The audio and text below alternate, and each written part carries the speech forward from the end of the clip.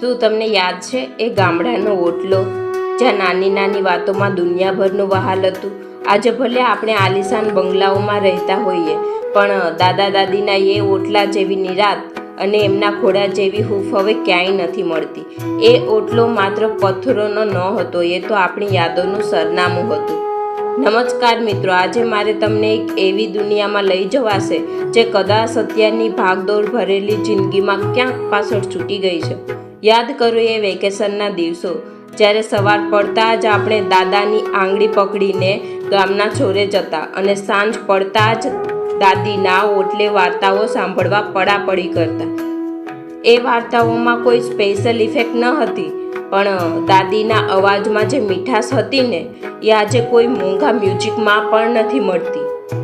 આજે જ્યારે હું પાછળ ફરીને જોઉં છું ત્યારે સમજાય છે કે એ ઓટલો માત્ર બેસવાની જગ્યા ન હતી, પણ સંસ્કારોની પાઠશાળા હતી. દાદાના એ વહાલના ઠપકા અને દાદીની એ સાની માની આપેલી ગોળની ભેલી, એ બધું જ આજે એક સપનું બની ગયું છે. પણ શું આપણે ખરેખર એ વહાલને પાછળ છોડી દીધું છે, કે પછી એ વહાલ હજુ પણ આપણા હૃદયના કોઈ ખૂણે જીવંત છે? સાચે જ મિત્રો, એ વહાલ ક્યારેય મળતું નથી, એ તો બસ સમયના પડરો નીચે દબાઈ જાય છે. યાદ કરો, જ્યારે ઉનાળાની બપોરે આખું ગામ સૂતું હોય ત્યારે દાદીના ખોળામાં માથું રાખીને સૂવાનો એ લહાવો, પંખા વગર પણ એ હાથ પંખાની હવા એસી કરતાં પણ વધુ ઠંડક આપતી. દાદા જ્યારે ખેતરેથી પાછા આવે અને એમના ખીચ્છામાં આપણા માટે ચંતાડેલી એ પતાસાની પ્રસાદી કે રેવડી હોય, ત્યારે એવું લાગતું જાણે દુનિયાભરનો ખજાનો મળી ગયો. એ ઓટલા પર બેસીને દાદા આપણને દુનિયાદારી શીખવતા, કોઈ પુસ્તક વગર, કોઈ ડિગ્રી વગર એ જે જીવનના પાઠ ભણાવતા ને, એ આજે મોટી મોટી કોલેજોમાં પણ નથી મળતા. દાદીની એ વાર્તાઓ, જેમાં ક્યારેક રાજા રાણી હોય તો ક્યારેક હનુમાનના પરાક્રમ, એ આપણી કલ્પના શક્તિની પાંખો હતી. આજે આપણે શહેરોમાં આવી ગયા, ફ્લેટમાં રહેવા લાગ્યા, પણ શું એ ફ્લેટની ગેલેરીઓમાં એ ઓટલા જેવી આત્મીયતા છે? શું આપણી પાસે હવે એવો સમય છે કે આપણે આપણા વડીલો પાસે બેસીને બે ઘડી એમના મનની વાત સાંભળીએ? જો આ વાતો સાંભળતા સાંભળતા તમારી આંખોમાં પણ જળજળિયા આવી ગયા હોય અને તમને પણ તમારા દાદા કે દાદીનો એ હસતો ચહેરો યાદ આવી ગયો હોય, તો આ વિડીયોને એક લાઈક જરૂર કરજો અને ખાસ કમેન્ટમાં મિસ યુ દાદા દાદી જરૂર લખજો, અથવા એમના વિશેની તમારી કોઈ એક વહાલી યાદ શેર કરજો. તમારી એક કમેન્ટ મને આવા બીજા હજારો કિસ્સાઓ તમારી સમક્ષ લાવવા માટે પ્રેરણા આપશે.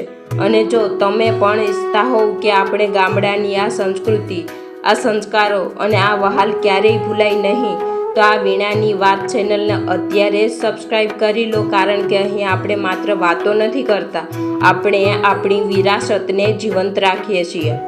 મિત્રો, વિચાર તો કરો, આજે આપણી પાસે બધું જ છે. હાથમાં મોંઘા મોબાઈલ છે, રહેવા માટે પાકા મકાન છે, પણ પેલા કાચા ગારાના ઓટલા પર જે સુખ મળતું હતું ને, એ આજે ક્યાંક ખોવાઈ ગયું છે. દાદા જ્યારે કહેતા કે બેટા જૂઠું ન બોલાય, કે દાદી જ્યારે રાત્રે સૂતી વખતે માથા પર હાથ ફેરવીને કહેતી કે તું મોટો થઈને બહુ નામ કમાઈશ, એ આશીર્વાદ જ આજે આપણને અઘરી પરિસ્થિતિઓમાં ટકાવી રાખે છે. વડીલોનો એ ઓટલો કોઈ પથ્થરોનો ઢગલો ન હતો, એ તો આપણી હિંમતનો પાયો હતો. ખરેખર તો આપણે મોટા નથી થયા, આપણે બસ એમના વહાલથી દૂર થઈ ગયા છીએ. આજે પણ જ્યારે ગામડે જઈએ અને એ ખાલી ઓટલો જોઈએ ને, ત્યારે એવું લાગે છે કે જાણે પથ્થરો પણ આપણને પૂછી રહ્યા છે, બહુ મોડો આવ્યો હો ભાઈ, તારી એ વાર્તાઓ હજુ અહીં અધૂરી પડી છે. અંતમાં બસ એટલું જ કહીશ, સમય બહુ ઝડપથી વહી રહ્યો છે. જેમના નસીબમાં આજે પણ દાદા દાદીનો સાથ છે, એ લોકો દુનિયાના સૌથી ધનવાન વ્યક્તિ છે. તમારી પાસે સમય હોય ત્યારે એમની પાસે બેઠજો, એમની એ જૂની વાતો ફરી એકવાર સાંભળજો. ભલે એ વાર્તાઓ તમે 100 વાર સાંભળી હોય, પણ એમની આંખોમાં જે ચમક આવશે ને, એ તમારા માટે સૌથી મોટું પુણ્ય હશે. યાદ રાખજો, એક દિવસ આ ઓટલા હશે, આ વાર્તાઓ હશે, પણ એ સંભળાવવા વાળા વહાલના દરિયા જેવા વડીલો નહીં હોય, ત્યારે આપણને સમજાશે કે આપણે શું ગુમાવ્યું છે. એટલે જ આજે જ સમય કાઢો અને એમને કહો કે તમે છો એટલે જ અમે છીએ.